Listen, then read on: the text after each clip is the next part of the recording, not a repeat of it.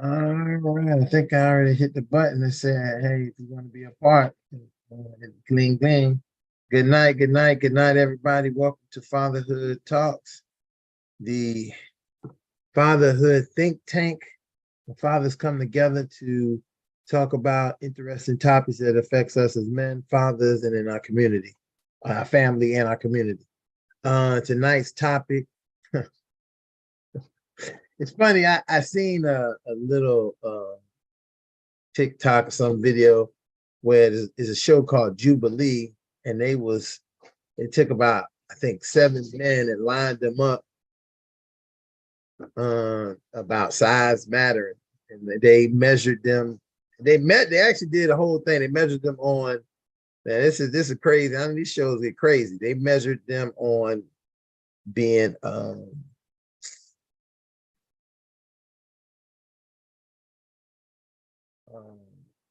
soft.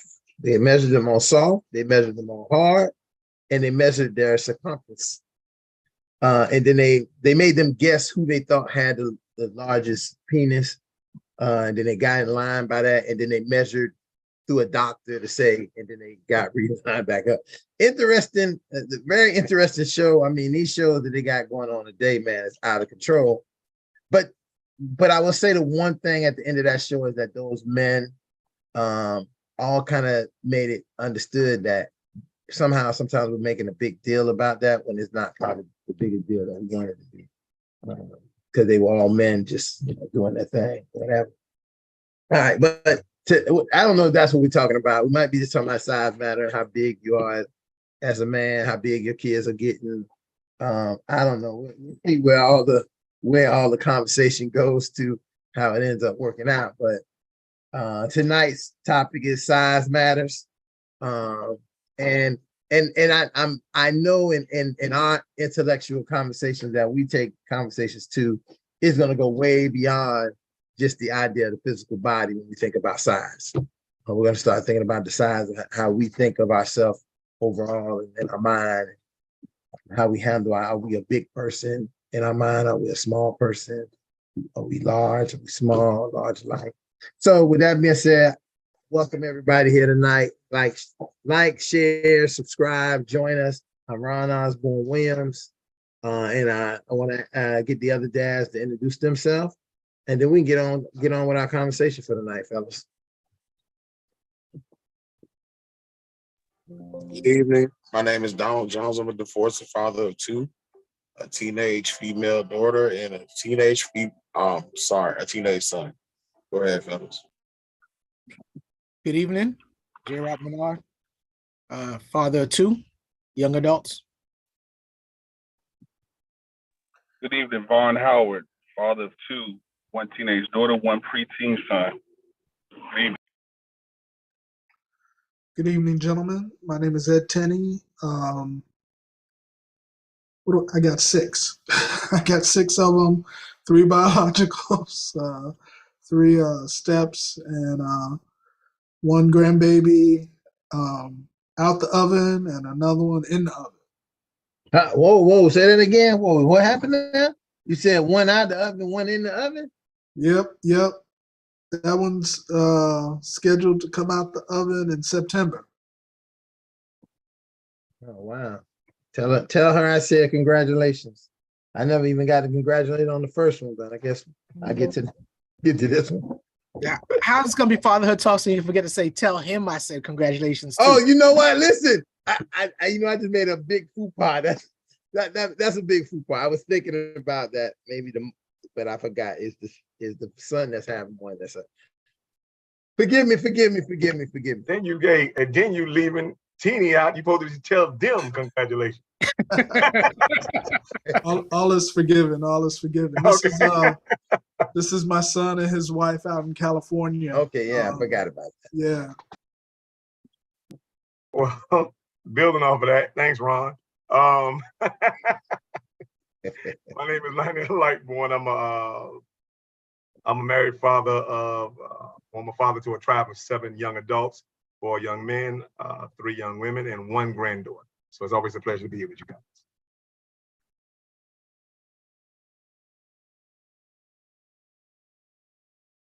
Is that it? I think that's it. That would be it. Nah, can't be. That's it, Justin. I'm Justin. I'm a father of. All right, let's just start by the ages of children. I have an 11-year-old son. I have an 8-year-old daughter. I have a soon-to-be 3-year-old daughter. I have a child that may or may not be mine, that's going to be 2 years old. I have a 1-year-old daughter, and I just recently had a newborn on Sunday. So I have 6 kids and a newborn son. So I have, 2 Congratulations, boys, bro. 4 girls. Thank you. Hold on. Hey, hold on. What'd you say, Justin? You say you just had a newborn. Yeah, I just had a newborn. He was actually supposed to be born next month, but he actually decided to come early. So he was born on Sunday. Oh, okay. So you know you got. Congratulations, fam. Thank you. Thank you very much. So now, I have 5 and I'm not sure yet. So that's what I have. So but I'm 5 strong. And then 1, I'm not sure. I'm gonna find out real soon. So you got a whole team with Apostle. Yes. Hey, listen. That's that. Hey, listen, man. And just I'll say this, and that's a big part of what we. A lot of people out here don't want to have no kids, right? And I think that a lot of people out here having a whole bunch of kids. And I think one of the important parts of when we do have and I remember, and I don't know how many people remember my man Chadwick, who he had at least about 20 kids. He was in our program, had 20 kids. And we had a kickball tournament, kickball day game for fathers who was over at Healthy Mothers. And almost all his kids came. So we had 2 teams, and I say that to say that it's how important, some people say, oh, you got all those kids. But, but every one of those kids we have as a father influencing them, putting the right thing in their mind, we're gonna have more decent citizens in our community. We sometimes people will say, oh, all these kids. But hey, if you have a father who is fully engaged with all his kids, even if he got 20 kids, and each of them touching base with him, he's sharing the knowledge and the things he need to share that he's getting from Fatherhood Talk on Tuesday and Wednesday. Then our society is going to be okay and going to be better because these kids are learning and getting something that maybe as fathers we didn't get. We had a father, but we didn't get a father to give us the kind of knowledge, that fathers can really give their children today, and that kind of engagement. So I know sometimes people frown on the idea of having a lot of kids, but I think that more kids we have, the more ability we have to influence the world. More kids, more influence. Especially if we the ones influencing our kids. And so let's get into the talk. Size matters. As I look in the audience, look in the faces of the gentlemen, I don't know where we want to start at this. Size matters. I actually pulled the picture off, and it says size matters. But it talks a little bit the idea of size matters in the context of how height affects the health, the happiness, and the success of boys and men they become. So that's one aspect of it. Because I didn't want to be too explicit, because when I went in to look for pictures for size matters, it was, and you can't imagine how many songs, how many songs it was when I went to go look for a song to put on the Instagram post about size matter. I just took the country western song. I think that was a little bit better. So. Also, Rod, I also included a friend of another father. I don't know if he's on the call. His name is Chevy.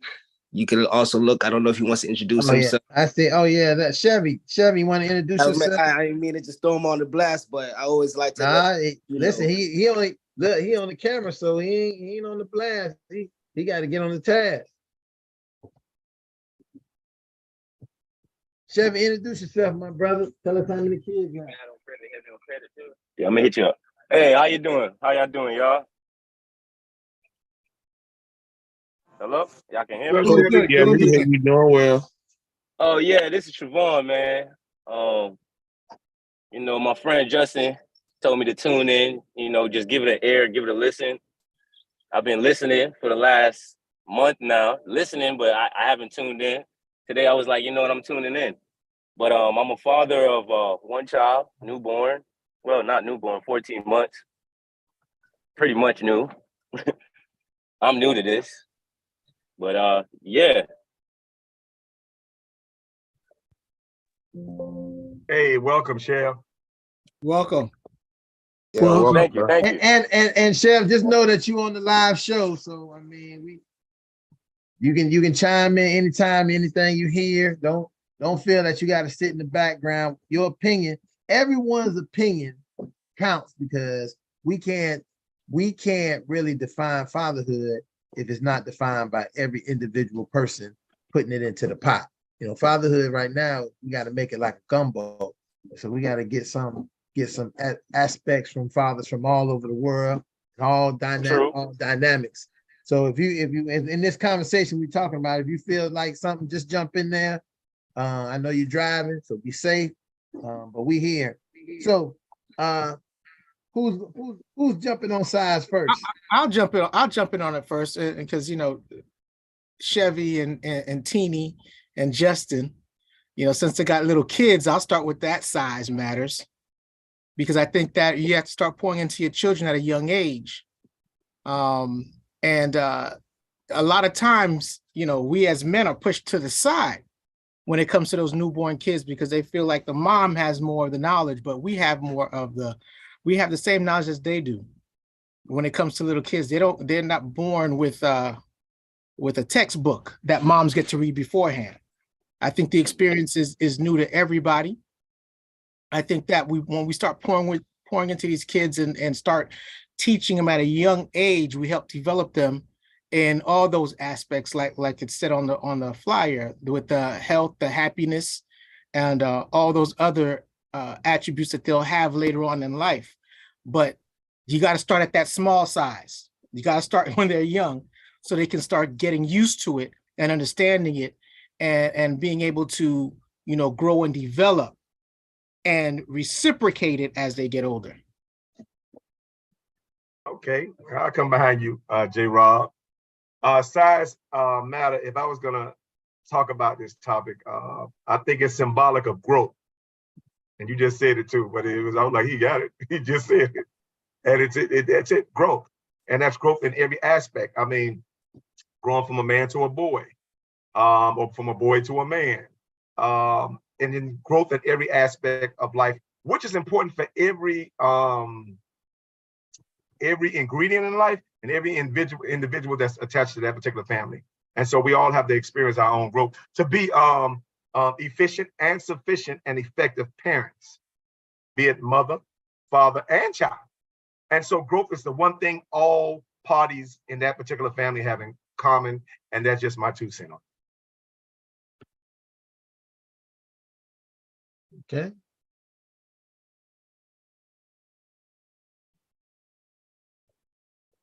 Well, let's talk about it.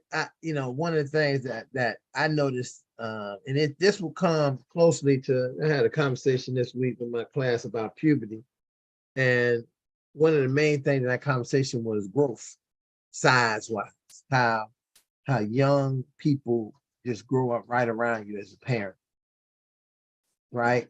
And I'm going to bring this into a topic that is something that happened currently, just this week, well, yesterday or the day before, when a young man went to go pick up his little siblings, and he went to the wrong house, and the man shot him. And I think about that because I think about how many times I was talked to as a kid when I was young about my size, about how I have to handle myself and how I have to, like you like a giant, you have to be gentle, you have to do certain things a certain way to ensure that people are not intimidated by you or have you. So I was thinking about that young man, because one of the first things I could think about is, what did this other person see that intimidated them so much that they needed to shoot the young man twice. And I'm going to say that a lot of times people will use size as the issue. Like, this was a big guy, man. I can't handle no big guy. This big guy came to my door. This big guy was outside my house. And I think that if we're not having conversations as fathers to our sons about their size, even our daughters about their size and how they have to be mindful of their size. They have to be mindful of, you have a young man in your house, and he is 6'2", 6'3", 200 pounds, especially young men who are athletes. People can be intimidated by them, by their size. Well, we know that's not exclusively what they're intimidated by, but we know their size is what they will use as the idea. So how do we feel about that in the matter of our kids' size matter for their safety and for even how people perceive them and how they see them? So Ron, hey, how you doing, brothers? So I as you know, my son is 12, and my son, I'm about 6 foot. My son is projected by the doctor to be at least 6'5". He's a 12-year-old, gentle giant. So I have to remind him every day unfortunately, about how he maintains himself, mannerisms and things of that nature, because just being simplistically a young black man that can tower over or seem, to tower over his counterparts, be it a woman or be it a white person or I'm sorry, somebody of another ethnicity, he's already being seen as being intimidating just by his physical stature. But what I also tell him is that though you may be bigger than somebody, it's the way that you carry yourself. There's not a need for you to get quick to anger over some things. I would rather him come and talk to me about certain things of how to deal with situations, to go into certain situations with a positive mindset, and avoid any fronts of confrontation, because at the end of the day, they're going to look at him as being the aggressor, even if he's just a simple bystander. So that's the things that I try to teach my son. Like I said, he's taller than I am, and I'm about 6 foot myself. And, I have to let him know about those things of, always maintain the sensibility of just being a gentleman in everything that you do. Using your story as an example, Ron, and I heard about it. I think in that case, it's the size of the ignorance that's just insurmountable. I think sometimes when you're looking at someone's ignorance and their perception of a situation, it tends to lend itself more in no matter how small you are as an individual, they're always going to feel a threat because of the way that they want to view their life and the view of what's going on. So I even if you have those conversations, because in that situation, this young man was just at the wrong house. If he answered the door any differently and said, "What do you need?" and he would have saw that the kid was at the wrong house a block over, it would have been dealt with. You see what I'm saying? But right. He came with an aggression. So you can't, no matter, there's some things you can't prepare someone for. You can try to prepare them for altercations which they can control, but then there's that once in a lifetime situation that this kid ran into where size definitely wasn't an issue. It was the size of someone's ignorance that just played a bigger role than anything else. And that's unfortunate. That's unfortunate because I was sitting here listening to Vaughn, and put the background in the chat, Vaughn, please. But back to my point, I was listening to Vaughn's point And I was thinking how unfortunate and how belittling and how Right. how disenfranchising that is, to have to teach your child not to appreciate their own stature or any part of their existence simply because of somebody else's ignorance, right? And so I've always conflicted about that, because I'm like, other counterparts can come and exploit the size of our children and their stature for whatever gain. And it's like, okay, it's like a double standard. They can get recruits to come to the school and exploit their stature. And whereas we've been raising them all their lives, right? And to not really empower their stature. So we're saying, big can be a bad thing because people may mistake it as some type of aggression, and because you're Black, et cetera, et cetera. And then some our white counterparts can say, oh, look at the size of that guy or that Black kid. And then he becomes this superstar. And so I'm always conflicted by that. I always want to make sure the narrative is balanced and just. And I also want to make sure that our kids are on the empowering side of the individuality as opposed to the disenfranchised side of it. And so that's just my take. You know what's interesting? I appreciate Brother Vaughn and his circumstance with his 12-year-old. Both my sons, the oldest one stands at 6'2", the youngest one stands at 6'3", and to be honest with you, I never even considered to have a talk with them about their stature with regards to how they need to present themselves before people. And it's just very interesting, Brother Vaughn, that you felt compelled to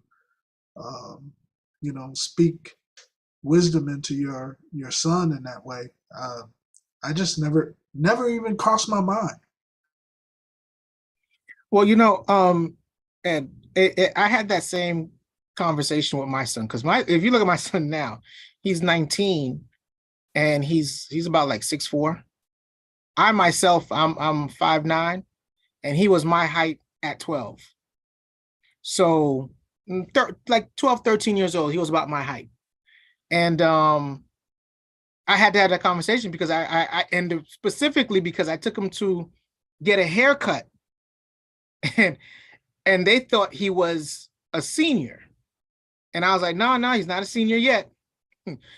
So I had to have that conversation. I said, you see how everyone's going to perceive you, because not because of the way you look, but your height plays a difference, because he still had a young face, but because he was my height, it was automatically thought he was older. And so that's the one thing that I had that conversation, was because I was like, they're going to perceive you as an older person strictly because how tall you are, not because of your baby face. You see what I'm saying? And once you get into the wrong person's area, they're going to look at you as if you're older and treat you that way, whether it's good or bad. It's good, it all depends on who you run into. And so you have to be careful about that. So always, and it came into the way you carry yourself. Always carry yourself in a positive way. Dress a certain way. When you enter certain places, you have to be aware of your surrounding and who's in there. So it was a lot of different type of conversation that you have to have with your kids when it comes to certain situations. Yeah, and you know what? It's so funny when you talk about the stereotypical portion of it. So, like I said, my son is 12, and sizable young man. The first thing I get is, you got him in sports. You don't want to, you don't have to play sports. I'd rather him be an engineer. You know what I'm saying? Let's look at his mind first. And I think a lot of that, when it comes to our community, the first thing we look at is, well, he got some size on him. Well, you get a quick come up like that. And I'd rather him utilize his mind. If he's just not, I'm a sports fanatic, and he may come in here and watch a game with me, he may not. I may have some questions, but just to get that stereotype, well, I need to get him on the field or whatever the case may be. Nah, man, let's try to get him to do what the things that he has interest in, rather than put a round peg in a square hole. So, you know, that's another thing as it relates to size when it comes to stereotypes that we even give each other. That's a really good point, Vaughn, because you know, and again, I started that conversation saying that was a conversation that was said to me very often, and because I used to get in a lot of trouble. You know, in school, I was in trouble a lot when I was young because I was a lot, you know, that puberty thing that you go to middle school and then you get big. Well, I came to middle school big. So I was already big. So by the time I went to junior high, well, not even middle school, I went to 6th grade center, I was big. And then by the time I got to junior high, I was basically looking like seniors, with the seniors, dating the seniors when I got to 9th grade. So this idea of how you look can be misleading, but it also, we know that meant that I realized that people would say, you know, I learned, and it had a profound effect on me because as I began to realize in my development, I didn't talk as much. I didn't say very much. I made sure my presence was felt. And they'll say, oh, he fills up the room, but he don't say very much. He's a person of very few words. And that was because I had been kind of conditioned to think, be careful with everything I say. Because even the one time that I said something thinking I was Luther Campbell, telling my son, woo, come on, ride the train.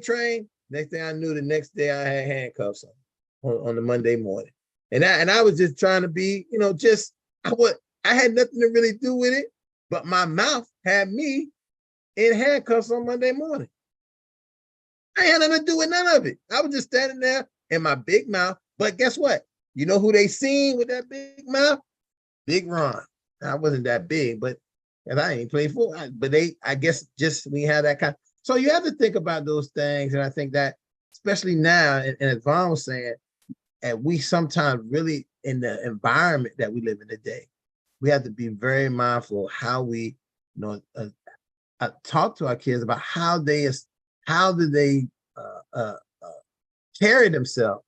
And then I know that, you know, first thing, and I agree 100% with Lightborn is why? Why should we have to carry ourselves any way different than anybody else? I seen an officer get chased around with a knife by this boy one time. Now, I know the boy wasn't of color, but the officer was doing everything to run from the boy, whatever. And I thought to myself, when I watched that video, and that video is that, you know, there's some people who have, like Gene said, an ignorance of size and color, an ignorance of it, and they react on that. And so we have to be mindful and just remind our kids that, hey, listen, you're no less than, and you don't have to suppress yourself, but remember that, you know, it's not always safe. It's danger, Will Rogers, danger. Right. I'm sorry, but you know I'm gonna push back on like hell on this. I'm like, we gotta be so mindful. We're gonna be the smartest race in this country. You understand? Because it seems like we gotta be mindful about everything. And I'm gonna be honest, if you keep what they're saying, you keep doing what you're doing, you keep getting what you get.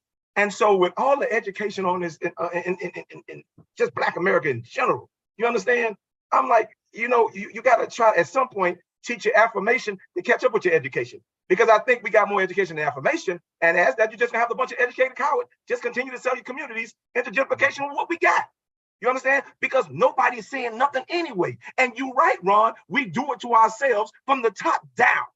You understand? That's why you got sweeping gentrification all across this country. So I'm like, man, what they said, a closed mouth don't get fed. And my mouth, you understand, it's been open for a reason. Time opened my mouth. I understood nobody was gonna come and do it. And I love Jeffrey Canada and the stance he took. And at the tail, until we collectively take that stance and really value our own voices and our own perspectives, you understand? And I'm not instilling any fear. It defeats my purpose as a Christian to say no weapon formed against me and really denounce and refute and rebuke fear. And at the same time, teach it on the other side, teach it out the other side of my mouth. That'll make me a hypocrite. You understand? And if I'm gonna be a hypocrite, I'm gonna be a hypocrite to the things I do and my own mistakes, not the mistakes of somebody else. So I can't buy none of that stuff. And I understood when I was coming up, my parents and their, guess what? They're intellectual, not intellectual, but they're emotional. You understand? Not even emotional. They're civil ignorance. You understand? And they wouldn't even know. They didn't have any ignorance at all.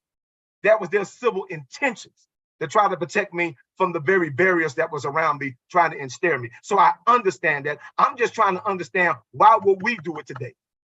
Yeah, like Brian, and you know, it's funny because I had that conversation with my dad. He was expressing to me, being that he was born in 1955, same year Emmett Till was killed, right? And he was saying that, you know, our parents, their parents would beat them in submission to be that way, right?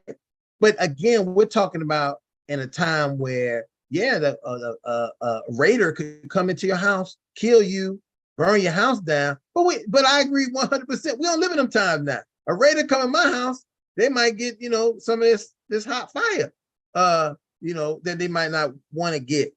So we don't live in that same time. We don't live in that same place. We don't live in that same kind of energy of where we live. So, you know, that's not how we live in today. So, you know, I think by saying that, you kind of turn a blind eye to what's going on. You don't have these conversations because you're like, you're gonna have a group behind you every single time. You have these conversations because it happens when you're by yourself. You see what I'm saying? Like when I have the conversation with my son, it's not, hey, if I'm with you or if this is happening, this is how you're gonna react. No, it's you're by yourself, you're going to this location, be mindful of the people that are there because they ain't gonna treat you very fairly. Basically on the color, they don't know your character, they just know your skin color. And so that's the type of conversation that you're having. It's not for fear, it's so that they can, you know, they can know how to maneuver and be more mindful of how they maneuver. So I understand where Lightborn is coming from, but the times, we may be in 2023, but the same stuff is happening. It's just happened. It was in, how you say it, in hiding until it wasn't in hiding anymore. And and you're finding more of it, more so, and they've just gotten a little bit more organized than they were before. It's not that they're any better, they're just a little bit more organized. So we have to stay 2 steps, 10 steps, 15 steps ahead of them until we as a community can get better organized. And then it changes everything. Well, we also got to be careful, Gene, because listen, we already live in the wild, wild west for real. Where anybody who feel like they want to pick up a gun can just go pick one up and solve whatever issue they want, however they feel like, and just say, well, hopefully stand my ground will cover once I fire, shoot at somebody. And people can pretend like that's not going to be what happened, but it is. You know, there's going to be tons of people who wasn't able to get guns going to be able to go get them, and they're gonna. And I use that young man, the young man who got shot at the wrong door as an example. Like, people gonna be doing stuff like that. And I listen, having that conversation with my dad, and I said to him, let me ask you a question. How is it that the police department, law enforcement people are cool with this idea? I would never imagine law enforcement would be cool with like, let anybody get a gun. Everybody get a gun. You get a gun, everybody get a gun. How is that good for crime? How is that good for, how is that good for safety, protecting, serving the community? I don't understand. But Ron, they're not cool with everybody getting a gun. Oh. Let's be real. They ain't cool with everybody getting a gun. They're just cool with some people having a gun. But I really don't want to rob others of this topic. You understand? So we definitely want to make sure that we really dive into this topic and hit every intrinsic part that needs to be touched upon when it comes to size matter. Yeah, we have a lot of sizable injustices that's going on in this country. That's a given. That's nothing new to us. We know that.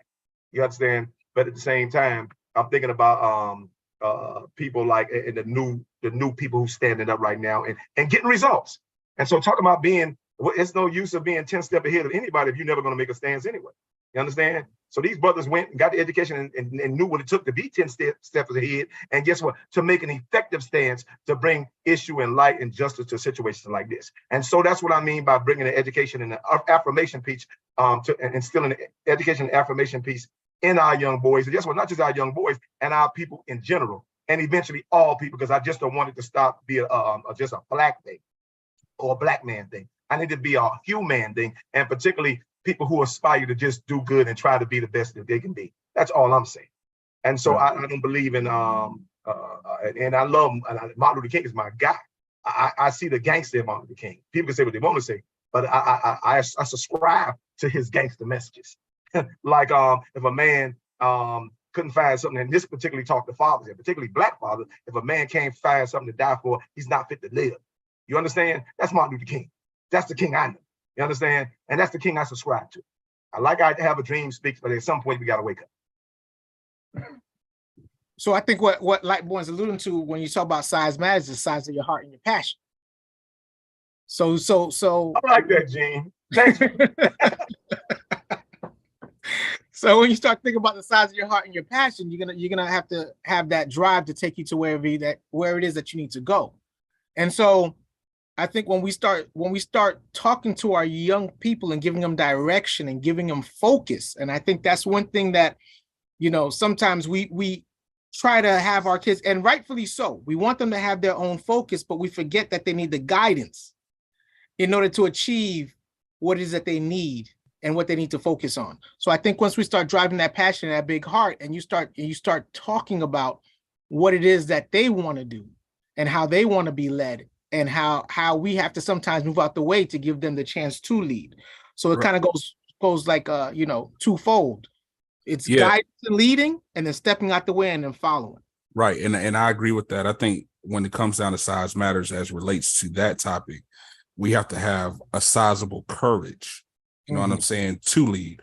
And when I say that is because some things we'll say, well, that's just the status quo. It is what it is. That's how it's always been, rather than saying, hey, something isn't right, or maybe it's a different way of leading. And we have to be both individually courageous and collectively courageous in order to lead. And that takes sizable steps. It takes sizable steps, not only from a personal standpoint, but it also takes sizable steps within your family. It takes sizable steps within your job. It takes sizable steps within organizations that you're a part of. Sometimes you have to go against the norm to make sizable steps for society, or to be that you have, to be courageous enough to be a martyr, even for, certain things. Maybe not a martyr in death, but maybe a martyr in persecution, a martyr in whatever the case may be, whatever the situation is. That takes courage. So we have to learn to develop sizable courage in order to make these sizable steps as both independent and from a collective standpoint. Hey, Vaughn, you hit it right on the head. Because I have a meeting every once in a while with clinicians who aren't working in the school district and other places. And that was our whole conversation about why we don't ever stand up. We allow things to be done around us. We don't fight for it. We don't say, hey, we don't say no to when someone is saying, hey, can you do this and do that, when we know it's really their job. They should be doing it. We don't say, hey, how is this going to benefit the client that's my client? You saying how it's going to benefit the school or the district, but how does it fit? How does it help my clients? We don't stand up, and we kind of like don't want to be ostracized. And then we really came down to the people don't want to lose. They don't want to lose their job. But I argued and said to them that if you're the best at what you do, who losing? If they fire you and you the best at it, who the one gonna lose? Mostly the people that's always saying yes and agreeing are people who really don't do their work. They really don't do the job. They're not the workers. So if you're doing what you're supposed to do, you can argue, fuss, and fight, and hold, and because you're doing the work, and because you're out in the field, having that kind of, I like to say, that tenacity to challenge everything, because you're basing all that back on the work that you're doing. So the second that somebody, and the guy was looking at me like I'm crazy, because I was telling them stuff that I say, you can do this, you can do that, you can do that, and then well, yeah, I did. I said it a million times. I said you should say 1,000,001. If so-and-so was here, listen, quit waiting on so-and-so. Ain't Superman's not coming, X-Men not coming, the Avengers not coming. If you don't take care of it, it's gonna be just the way it's gonna be. Trust me. You waiting on somebody else to take care, they're not gonna take care of it. Yeah, and I think what happens with that, I'm sorry to just jump in, I apologize. We in this, and I hate to say that sometimes we're our worst enemy when it comes to that, but we are. I mean, because, or that's just how it's always been. That's, we hear that quite often, when sometimes we have to be sizable enough to say, hey, what may have worked then may just not work now. The tire we know we need tires, but maybe we need 20-inch rims rather than 24-inch rims on the car. You know what I'm saying? Like, just to put it, simplistic like that. Yeah, the car would need rims on it, but maybe it might not be those big rims that you had on there before. You can't turn that corner like you used to. You know what I'm saying? And if we get out of that mindset of, again, being courageous and not dealing with the status quo, we can make sizable changes in life, in our environment, in our homes, but also be impactful with it. We just got to get out of the status quo. Hey, Vaughn, I just want Vaughn used the metaphor, right? And I just want to talk about, I want to use that metaphor because when he said it sparked this comment that happened is when I first moved to South Florida and I had this big truck, right? My roommate at the time, I said to him, hey man, I'm gonna get some big tires and some rims. And he said, and this is what we have to begin to do also for each other, not just talk for ourselves. We all know how to be very serious to tell each other the truth. He said, for what? And I said, man, I'm gonna give me some big rims, man, for my truck. He said, for what? So you can get more attention drawn to you and get pulled over. The tires you got on your truck is just as good, and it's not gonna change who you are or anything about you. And that was a setback. I was shocked he said it to me, but guess what? I damn sure never got no rims and that. I just kept the tires on there. And guess what? I had a good time, still got the same pickups and the same drop-offs that I was getting without any rims. And so it's sometimes also having that size to say what we need to say to each other. Because sometimes we don't have that size to say what we need to say to each other. But then, I'm going to use some of that size right now. And I'm just going to expand on what Vaughn just said about that narrative about us being our own worst enemy. And again, I have to always correct that narrative. I'm like, no, Black people are not their own worst enemy, because again, I can tell you two greater enemies than us being our own enemy, and that's the devil and racism. So I know that's not true. But what I do know to be true, we're our own worst allies. And so as opposed to saying we're our own worst enemies, we have to change that, because that's not true. You can't come to this country separated and torn apart and actually conditioned to be divided and expect to be united. And so it took 400 years to divide us. It may have to take 400 years to unite us. And I think we're doing pretty good, being 50 years or 55 years in now, being the anniversary of Dr. King's assassination. But nevertheless, when we're talking about size matter, then we have to start bringing it down and distributing the size of the size that matters, rather. And so that may be the size of the love, that intolerance that we have for our own children. But first of all, let me skip that, because notice how I skipped over the woman, right? And so when that size really need to be applicable is we have to revisit on the size that we may have for that woman, be it our ex-wife or our baby mom. and the size of tolerance that we have for that woman as well. And so if we want to talk about effective size that really matters, then let's talk about how we're going to start increasing the size on how we deal with our women, and so we can be effective parents for our children. Tina, I know you're thinking something. You just cut me off, but you're thinking. No, I was just thinking about, as you guys were talking, I was thinking about my life with my own kids. And, I think there's hope. At least when I look at my kids, I see hope. I look at my daughter, who is a youth pastor. And basically, she was raised in a Baptist church. And, in the Baptist church, females, there's a hierarchy. And there ain't no way a female is allowed in a pulpit. And this was a Southern Baptist church that we were going to. But that did not stop her from pursuing ministry.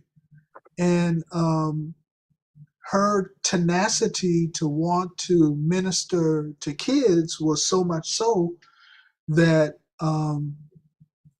she left the Southern Baptist denomination and went to the United Methodist denomination, who is a little bit more liberal in their pastoral hierarchy. And she's doing the do. Pastoring these, young teenagers and middle schoolers, and she is in her element. She is just blooming, in that. I look at my oldest son. He was like, very athletic. And Vaughn, to your point, I guess, I was using that stereotype. My sons are big. My oldest son is extremely athletic. Even from, when he was a kid playing baseball, basketball, and all that stuff. I set it up where I agreed to pay for his first year at Hampton University. And the boy thrived and was a walk-on. And, this is another topic, but they were intimating that they were going to give him a full ride because of his stuff on the field, but they faked him out. He ended up quitting. The whole school broke his heart, but he came back and said to my face, "Dad, I want to be a rapper." And I'm like, in my brain, I'm thinking, okay, if this is what you want to do, I'll support you 100%. But I told him, I said, listen, you got a window of opportunity here. I think he was like 20 years old when he decided that. And I said, by the time you're 26 or 27, you need to get a job. If you're not successful or where you want to be, you need to be able to provide for yourself, because you're not going to live in my house jobless.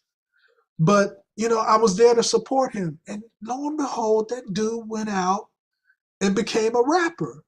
And he's not famous or anything like that, but some of his albums and the lyrical content of some of the stuff that he's done, absolutely amazing. And he went out and got that job once he realized, he wasn't going to be the next Kanye West or, Tupac.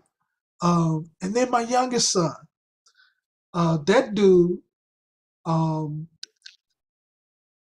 he was 6'3". I'm doing the same stereotypical thing. He got a scholarship to American Heritage, football scholarship. But that's not why they gave him the scholarship. At American Heritage, they test you for entrance to see if you can handle the curriculum. That dude scored like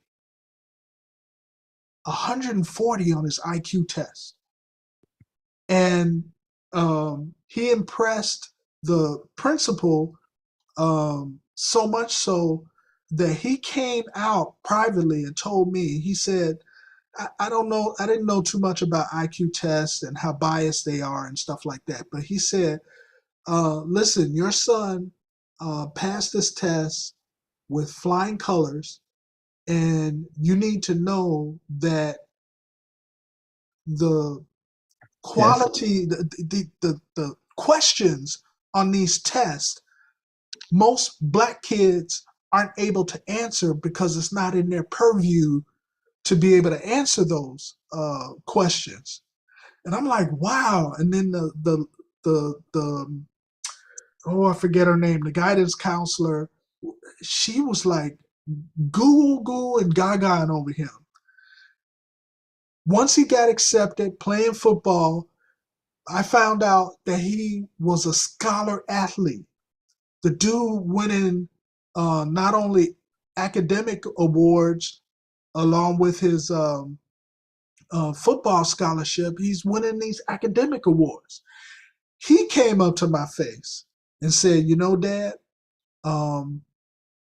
I'd rather be, no, how he said it. This is how he said it. I think I'll be a better actor than a football player. And I looked at him, and he's in his junior year, and I'm like, where is this coming from? So I said, okay, son, you know, I'll support you all the way. The dude went out, he's winning all type of awards and stuff. They have acting like programs or competitions. Yeah. He's winning awards and acting competitions and stuff like that. Goes to college. I said to him, listen, I'm going to invest in you. This is high risk, but I'm going to invest in you. I'm going to help pay for your college. Dude graduates from college, gets in an agency. Within a year after graduating college, he's co-starring in his first major film with Rob Reiner, no less. Nice. So I say all that to say, when I think about my kids and their stature, and my daughter, I think about her stature. She's 5'2", right? And I know she's pastoring these kids who's 13, 14 years old. They're towering over her, but she ain't got no problem knocking them down to size. You know, it's just who they are. So there's hope. When I look at my kids, I see hope. And I'm just so glad that I did not limit their vision with my stereotypical thing, especially with the boys. I didn't limit their vision, and they flourished. But Teeny, don't see it as that, and because I'm listening to your narrative, and I'm forming a new narrative when I'm listening to you, because Absolutely. I'm like, oh, what you did was you used their privilege. It's a privilege to be 6'3". You understand? But you use their privilege as a catalyst to get them to their purpose. There's nothing wrong with that. Other cultures do it all the time. And so when we see a particular privilege that our kids may have, and guess what? Because it's those privileges that got him, you understand, the acting. Matter of fact, with all their privileges that got them to where they need to be. Your job as a father is exactly what you did, was say, you know what? It may be stereotypical, but it's a privilege nonetheless. And it's something that, guess what? Everybody else is going to use, you understand, to their privilege. Right. So that privilege is going to be used. It should be used to the owner first, and then to everybody else second. And so it's just, I guess what they call it, the art of negotiation that I think we're not used to, because we're very, for the most part, we're very ethical people. I would say that. This is why we don't rob, we don't steal, we don't claw to get the top. We don't do well when it comes to cutthroat business. But when it comes to just business, we'll flourish anyway, and that's what you're experiencing in your kids. I agree. And what you did is going back to the size thing, because you let the box was too small for them. You know what I'm saying? So you allowed them to break out the box.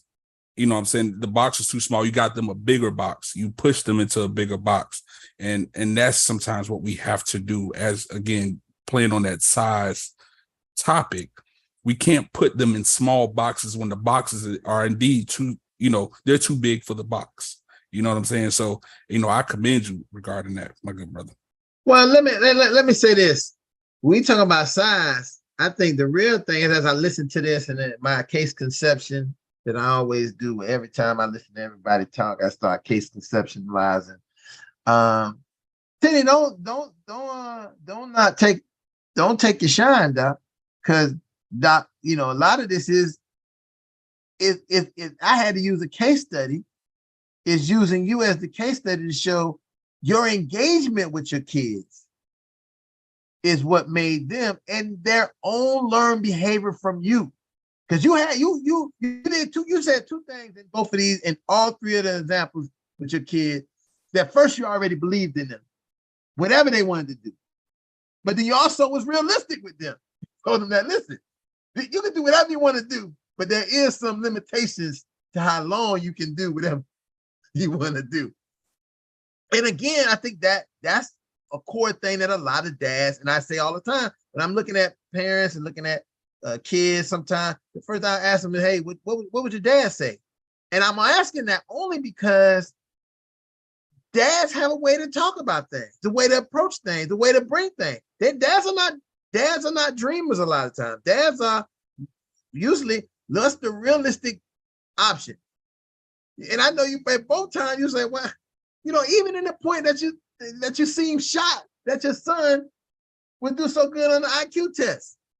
We know from listening to you talk that the intellectualness that you may not have felt that you was giving him as a father was there. And I think that's what we get to the point of, we have been able to reestablish and establish who we are as fathers for ourselves, because a lot of times our products are really, really good, but we let other people tell us. I can imagine people saying, you let your son be a rapper? For what? Because guess what? He wasn't just being a rapper to be a rapper. He was being a rapper to expand his intellect into what he had his art. And that art then brought him to the next place to be able to do the next thing he was going to do. A lot of times we kill our kids. We tell them they gotta, like Bro say, we tell them they gotta be this. And then they go and have to feel like they gotta be that. We had, in my generation, it was, you gotta be a doctor, lawyer. You gotta watch the different world, be a doctor, a lawyer. That's what you gotta do. That was period. Anything else, maybe you can be a teacher. A teacher's okay, you can be a teacher. But we had a very narrow place for us to be. So it was rebellious to do anything else. And that's where we lose our children and lose their expansion of their minds. When we think small and don't let them think big. And I was gonna say, after her teeny, with the size matters, it's the size of the brain and allowing that brain to grow, because those experiences allow you to grow and change and become different. And I think like Lightborn says, sometimes you have to go through certain experiences to lead you to your purpose. And without experiencing what they experienced, they probably would have missed out on the wealth of information and knowledge that they can now pass on. Because I know one thing is that, when I'm talking to my son, there are things that I forgot that I did, that when I'm having a conversation with him, I'm like, oh yeah, I did this. And he's like, you did? It's my experience that I can pass on and say, look, I've been there, done that. I can do it. You can do it, and you can reach farther than me. And I think one thing one phrase that you said that stuck out to me was when you told your kid, I'm investing in you. Because I use that same phrase in my kids. I'm investing in you. Because that's where they know that if not only do I believe in you, and I'm not just talking about it, but I'm showing you the action, which is going to propel them a whole lot further than just saying, yeah, I believe in you. But now I'm showing you I believe in you, because I'm pushing you however I need to. Hey, Gene, it's funny you said that because Tinny said, when you wanted to go to Hampton, I was told him I would invest in him. We all listen, that's a value thing that we don't put a value on going to school in that sense. Because I don't have to spend that money for you to go to school. Okay. I'm gonna give you them. We just say I'm gonna find a way to make sure they go to school. When I love that when you said I'm going to invest in you, and I think that Gene, you brought it back to this viewpoint that listen, I did a lot of things that I do for you. I raised you, I did whatever, and everything else is somewhat investments because that's what you're gonna get from people in the real world. They're not going to give you stuff. Your job doesn't give you work.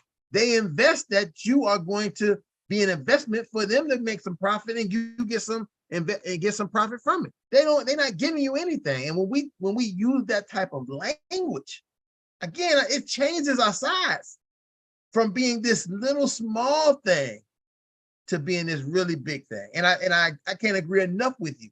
The exposure, as we learn, the more a child is exposed in early development, the bigger their brain gets, the more of their brain they use consciously, consciously.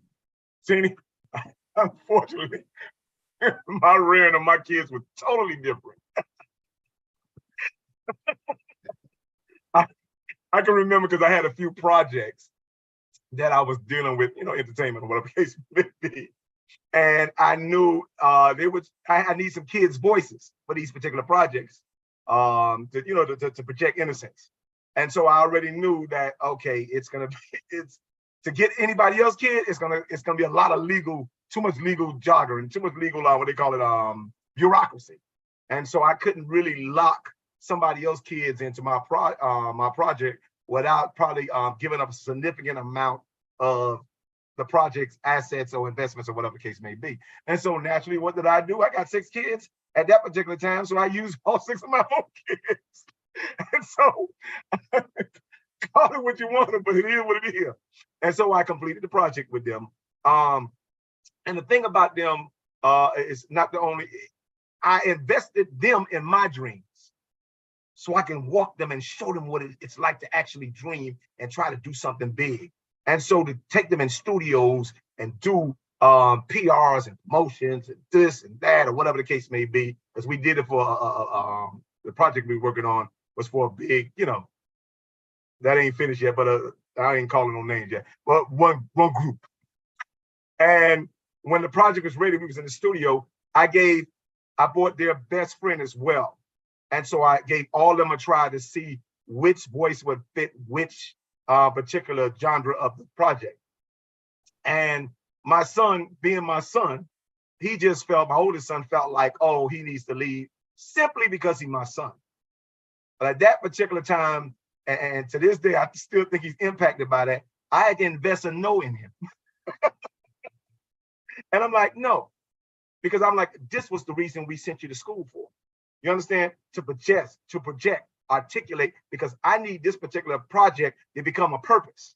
And right now, if you can't fit the purpose of this project, then you back to background. I moved into the background. And his friend actually got to lead the project. And so, and again, I did that here I am years removed from that project and still dealing with no remorse because I understand the difference between things being personal and things being business. You understand? So that no became very valuable to him because he have a lot of stuff that he's projecting on YouTube, and he's actually become really good because he projects better. But I think it's that the rejection, and particularly from the rejection of your father, you understand, that rejection was still an investment, especially when it comes from your father. And so that was just my experience. So you said something right there, like your investment of that no. And I'm gonna bring it back to the topic. Sometimes we have to have a huge size no when it comes to our kids, because a lot of times you'll find parents being too permissive with everything without setting boundaries and limits. So sometimes your no has to be a little bit bigger than usual in order for them to understand that these are boundaries and these are limits that you may not cross. You still have to work to get over these humps. They're not going to be given to you. They have to be earned. I feel you. So just to let you know, I am 0-3 in my predictions of where I actually thought my children would be by the time they were adults. I thought my daughter was going to be the next Oprah because she was majoring in communications. I thought my oldest son was going to be, this famous athlete somewhere because he could play anything and do it well. I thought my youngest son was going to be a doctor, a medical doctor. So I'm like 0-3 on where these kids actually ended up. So I appreciate the affirmation, but when they came to me and told me what they wanted to do, my first mind was to put them in that box, Vaughn. My first mind was to do that.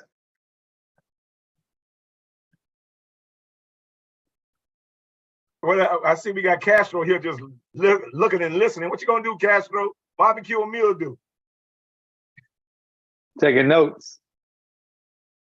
And Castro got the kids in the age when that's why he always taking notes.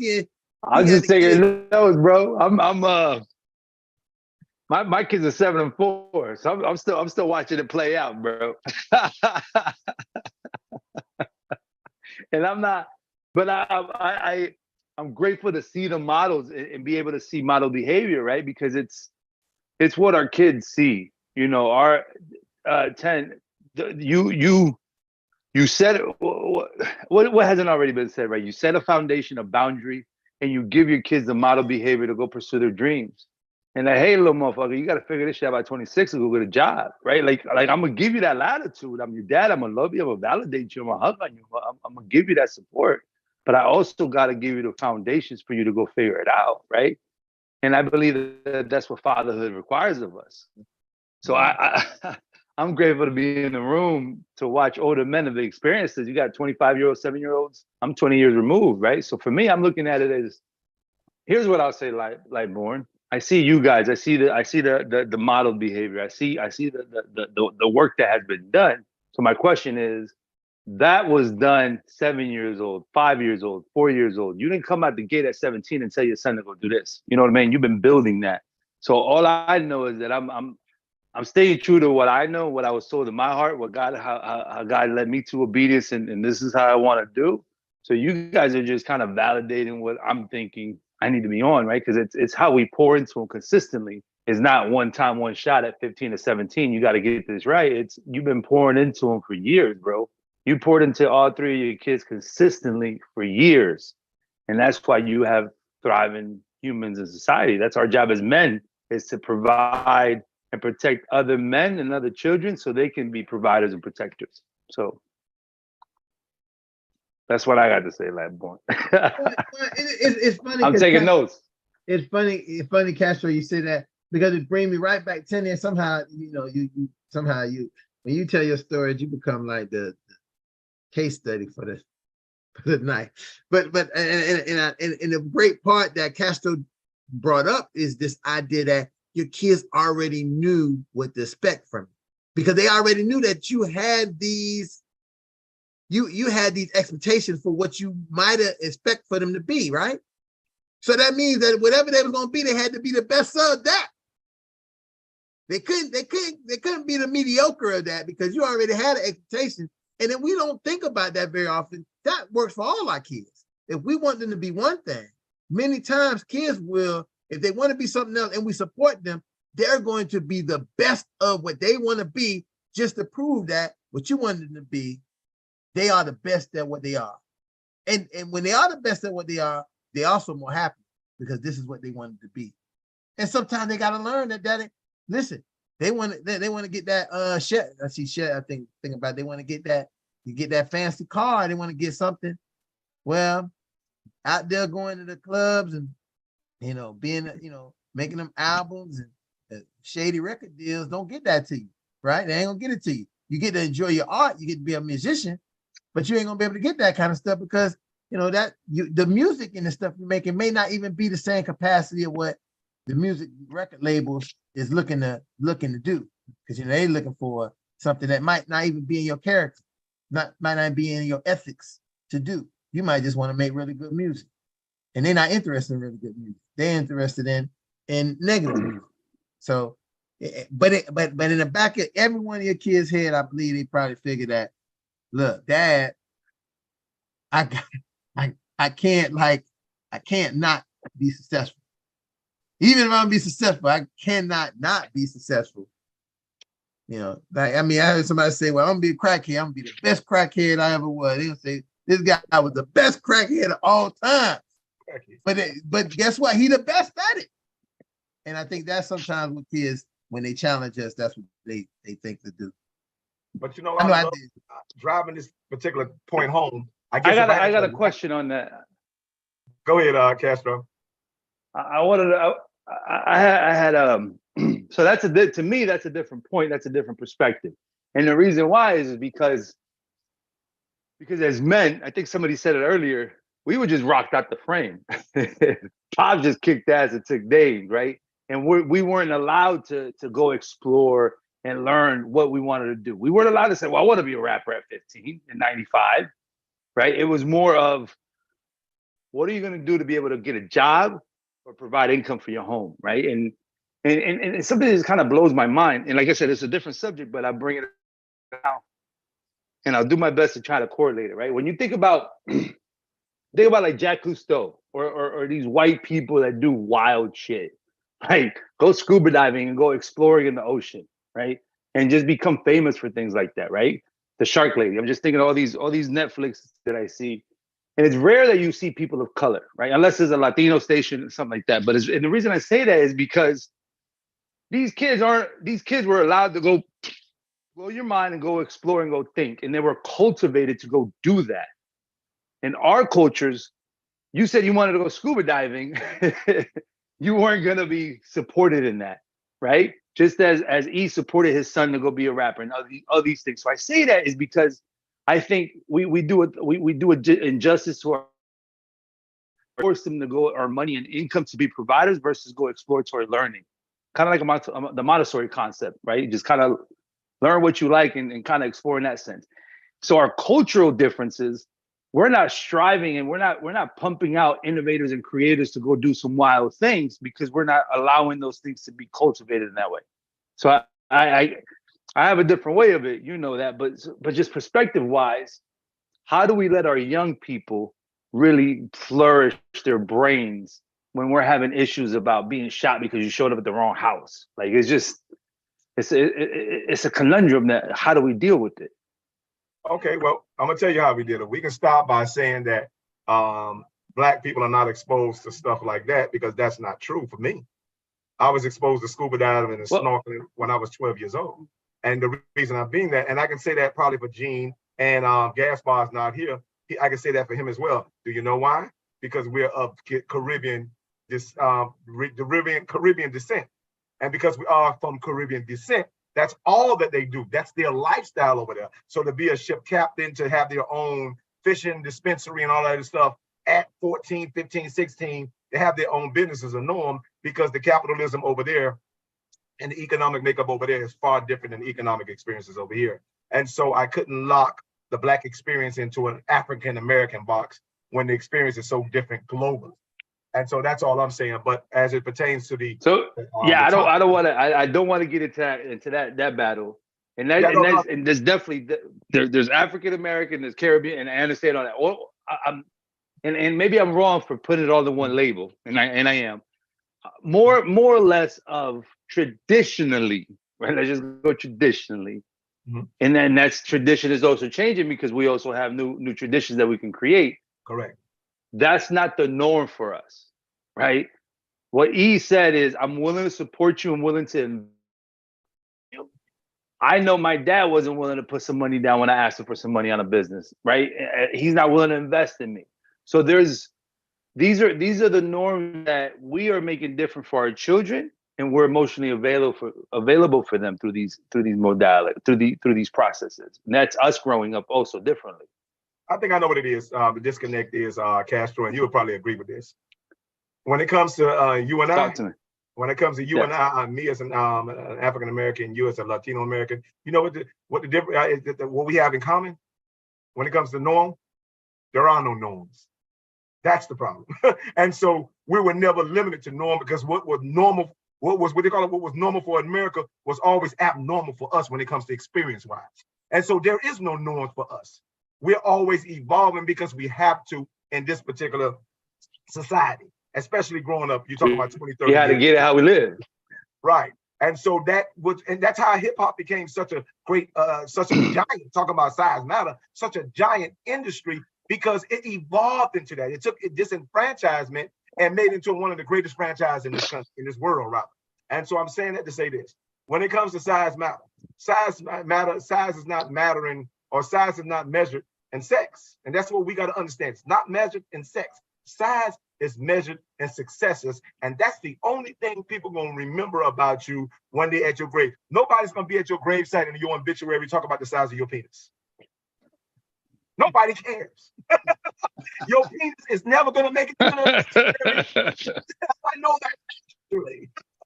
You can't hear that. You think relegated to sex? No, size or limited to sex. I'm like, no, size matter is unlimited to how much success or how much unlimited success that one man can achieve if he put his mind and heart and soul to it.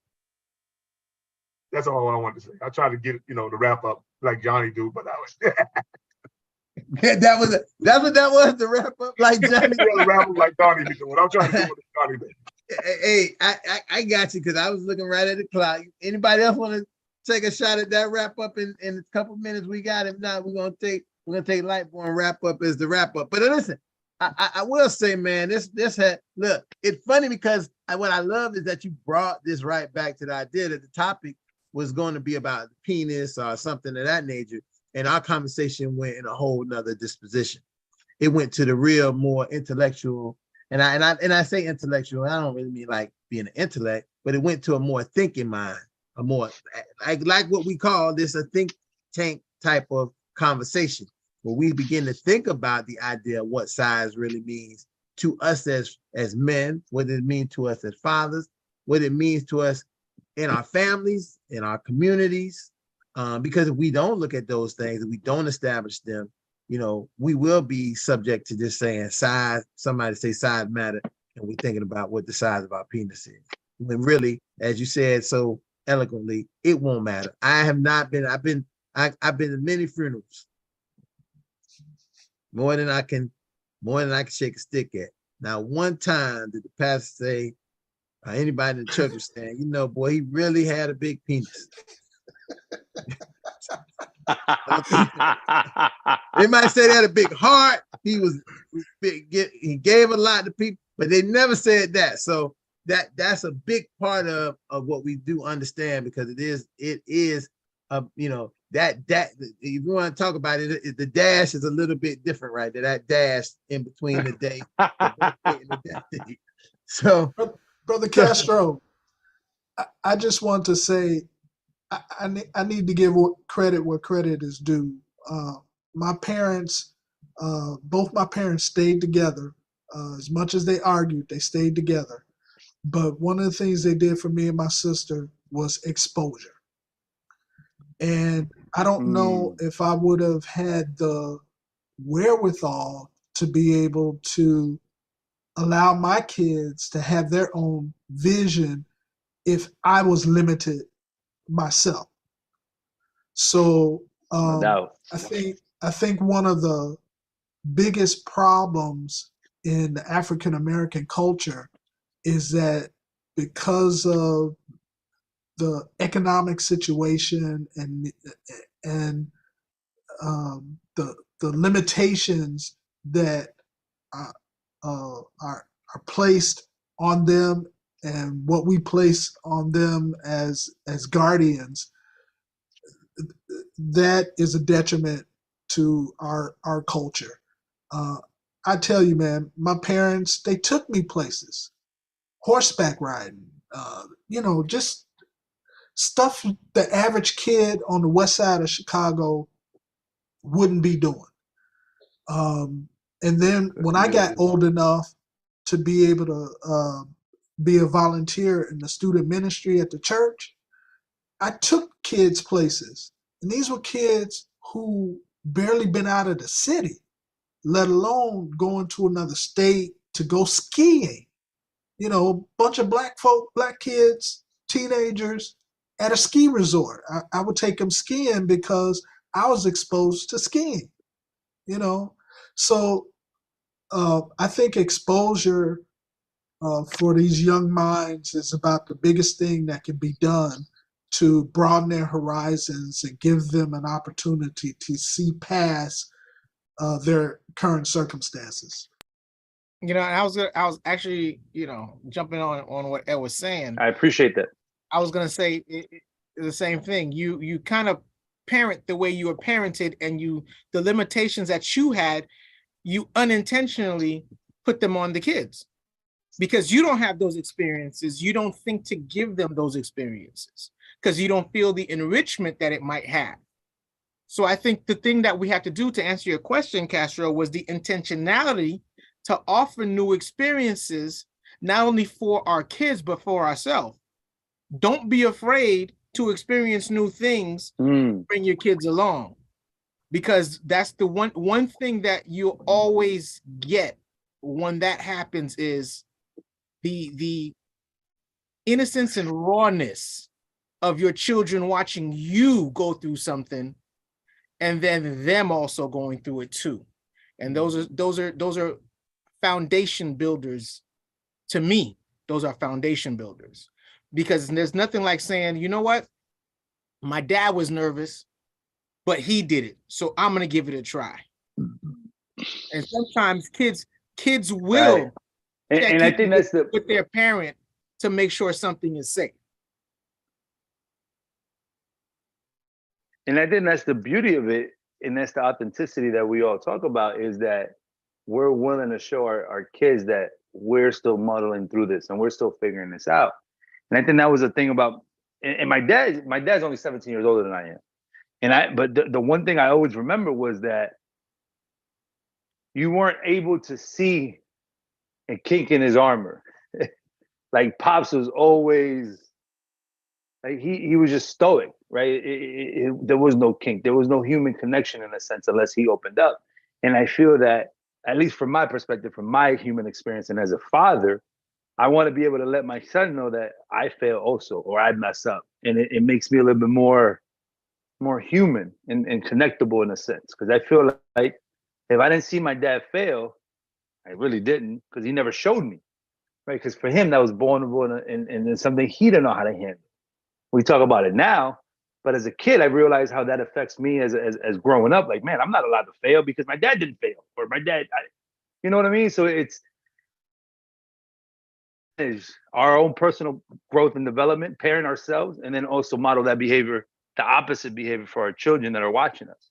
Like I said, I just sit back and take notes, man. I'm the wise old owl. I sit on the oak and go from there.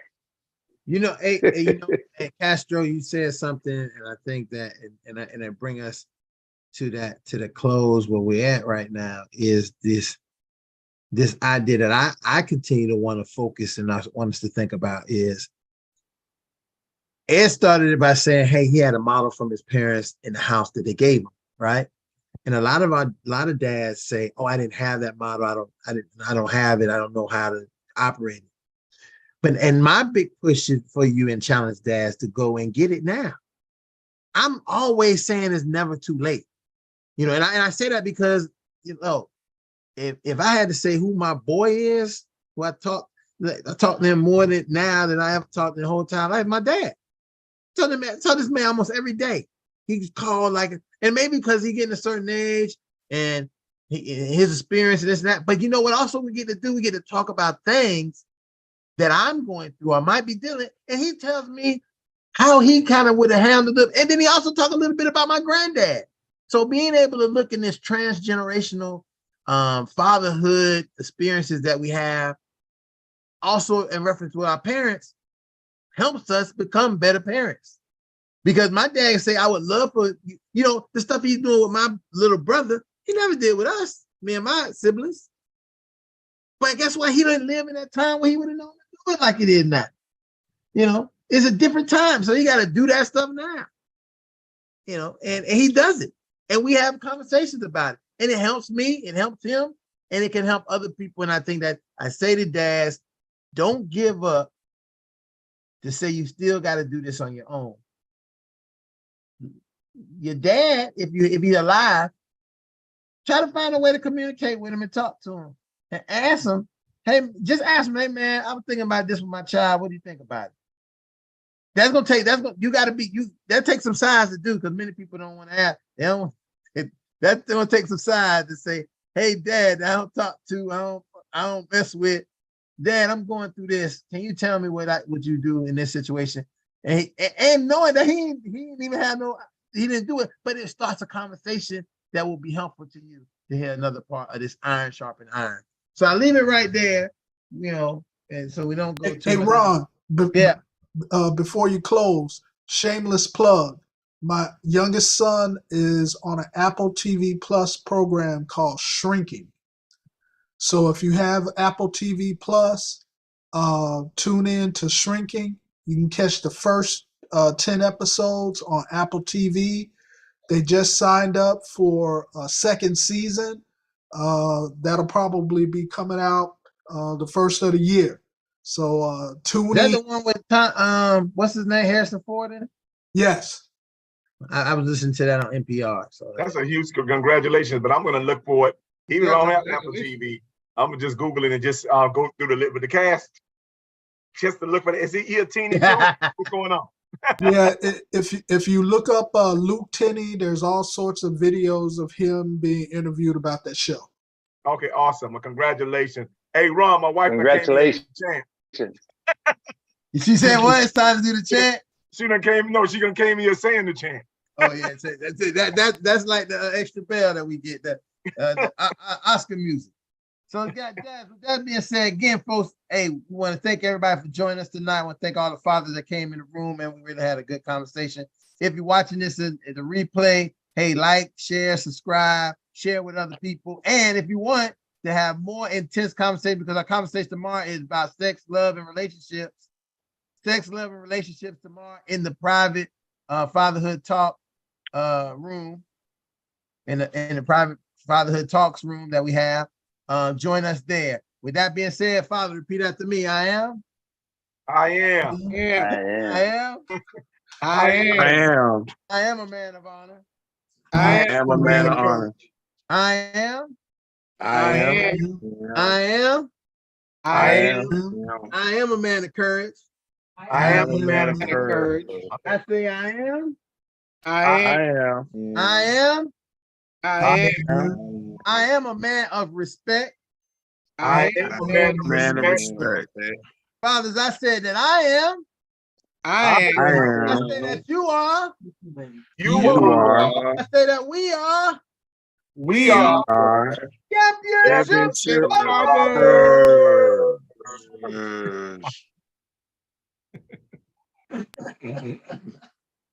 And again, hey, remember that. Listen, if we don't begin to set the standard and the mold what fatherhood looks like, the society will. We may not like the mold that they make for us. So, with that being said, good night. Good night. Good night, y'all. Good night, everybody.